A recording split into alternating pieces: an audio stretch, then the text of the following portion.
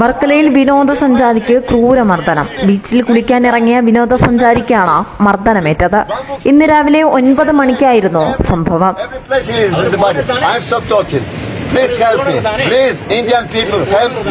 ബീച്ചിൽ water sports നടത്തുന്ന ജീവനക്കാരാണ് വിദേശി അതിക്രൂരമായി മർദ്ദിച്ചത്. ഗ്രീക്ക് സ്വദേശിയായ റോബർട്ടിനാണ് മർദ്ദനമേറ്റത്. ഇക്കഴിഞ്ഞ ദിവസം വിദേശിയുടെ മൊബൈൽ ഫോൺ ബീച്ചിൽ നഷ്ടപ്പെട്ടിരുന്നു.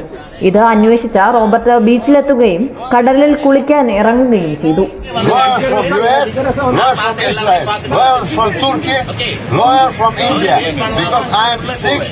വാട്ടർ സ്പോർട്സ് നടത്തിപ്പുകാരായ തൊഴിലാളികൾ വിദേശിയെ കടലിലിറങ്ങാൻ അനുവദിച്ചിരുന്നില്ല.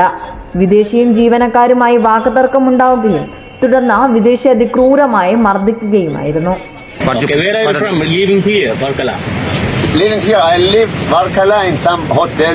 I don't know. They speak something in Mali.